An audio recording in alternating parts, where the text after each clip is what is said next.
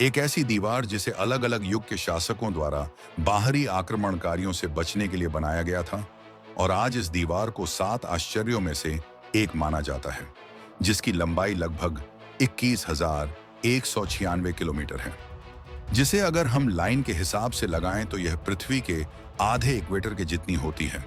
और कहा जाता है कि इस दीवार को बनाने में लगभग 4 लाख लोगों की जानें गई थी, जिन्हें इस दीवार में ही चुनवा दिया गया था। साथ ही इसे बनने में लगभग 2500 सालों का समय लगा। नमस्कार दोस्तों, आज हम बात करेंगे चीन की महान दीवार के बारे में, जिसे दुनिया के सबसे बड़े और अद्भुत निर्माणों में से एक माना जाता है। ये दीवार क्यों बनवाई गई थी, इसके पीछे क्या बड़े कारण थे, इसे बनाने में क्या क्या इस्तेमाल किया गया, आइए जानते हैं चीन की इस महान दीवार का अद्भुत इतिहास इस एक वीडियो में। इसकी शुरुआत होती है लगभग 2100 साल पहले, जब चीन अलग अलग राज्यों में बंटा हुआ था। उन राज्यों के पास कुछ जनजातियां रहा करती थीं जो चीनी संस्कृति का हिस्सा नहीं थीं, इसलिए उन्हें बर्बर जनजाति भी कहा जाता था। दरअसल बर्बर उन जनजातियों को कहा जाता था जिनका चीन की संस्कृति से कुछ भी लेना देना नहीं था, बल्कि ये बाहरी लोग हुआ करते थे। साथ ही ये जनजातियां अपने आप को आजाद कहा करती थीं और पूरी तरह से कृषि पर निर्भर हुआ करती थीं। लेकिन जब 11वीं सदी में उन जनजातियों के खेत बंजर हो गए और जानवरों को चराने के लिए कोई जगह नहीं बची, तब भुखमरी के कारण उन बर्बर जनजातियों ने चीन के राज्यों पर हमला करना शुरू कर दिया। इनका मुख्य काम शहरों पर हमला करना, लूटपाट करना और लोगों की हत्या करना था। जब उनके बढ़ते आक्रमणों से तंग आकर उस समय के झो राजवंश ने उन्हें रोकने के लिए कुछ दीवारें बनवाने का निर्णय लिया और अपनी सीमाओं पर दीवारें बनानी शुरू की। लेकिन ये दीवारें मिट्टी और लकड़ी की बनाई गई थीं, इसलिए ये चीन की महान दीवार का हिस्सा नहीं थी। परंतु महान दीवार बनाने का विचार इन्हीं दीवारों से प्रेरित होकर आया था। शुरुआती दिनों में इन दीवारों ने काफी फायदा पहुंचाया, जिससे बर्बर और दूसरी जनजातियों के लिए हमला करना बहुत मुश्किल हो गया था। इसीलिए उन्होंने इन हमलों को करना बंद कर दिया। इसके बाद कई वर्षों तक स्थिति बिल्कुल ठीक रही, लेकिन एक बार फिर से बर्बर जनजातियों की जमीन बंजर हो गई और चरागाह खत्म हो गए। इसलिए उन्होंने फिर चीन पर दोबारा हमला करना शुरू कर दिया। लेकिन इस बार उन्होंने लूटपाट के साथ साथ उपजाऊ खेतों और महत्वपूर्ण जगहों पर कब्जा करना भी शुरू कर दिया। बाहरी लोगों के इस आक्रमण ने चीन को हिलाकर रख दिया।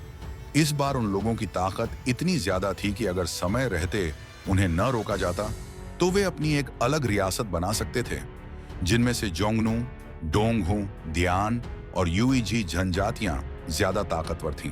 इससे बचने के लिए क्विंशी हुआंग नाम के राजा ने अन्य राज्यों के राजाओं को एक साथ मिलाया और निर्णय लिया कि इस बार भी उन लोगों से बचने के लिए दीवारें बनवानी चाहिए और नई दीवारों का निर्माण बड़े पैमाने पर शुरू करवाया।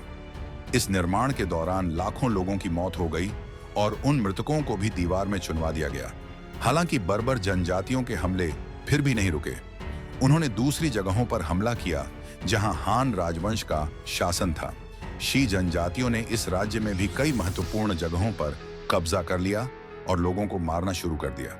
इसके बाद हान राजाओं ने भी हमलों से बचने के लिए अपने इलाकों में दीवारें बनवानी शुरू की।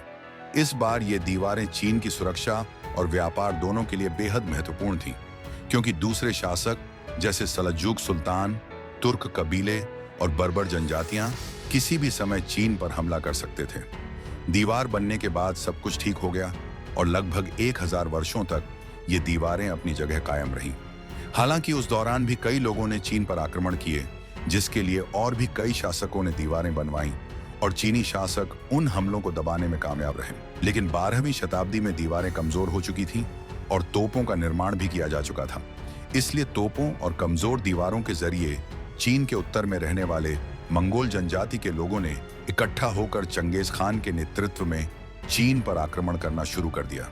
इस बार चीनी शासक कुछ कर पाते उससे पहले ही चंगेज खान और उसके वंशजों ने चीन पर कब्जा कर लिया और लगभग 100 वर्षों तक वहां शासन किया।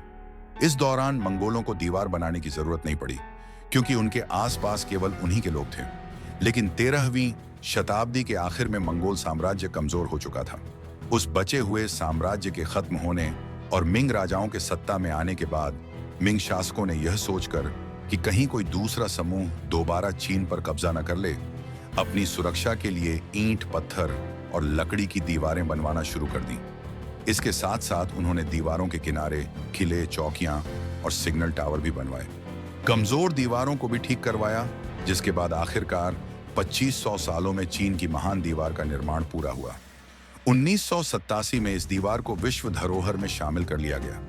आज के समय में हर साल 1 करोड़ से ज्यादा लोग इस अद्भुत दीवार को देखने के लिए दूर दूर से आते हैं और पहाड़ों पर बनी इन महान दीवारों को देखकर आश्चर्य महसूस करते हैं। तो दोस्तों, यह था चीन की महान दीवार का अद्भुत इतिहास, जिसने 2500 वर्षों तक कई राजाओं, कबीलों, जनजातियों और सुल्तानों के आक्रमण को झेला और आज भी हमारे सामने अडिग खड़ी है। अगर वीडियो पसंद आई हो तो वीडियो को लाइक करें और चैनल को सब्सक्राइब जरूर करें।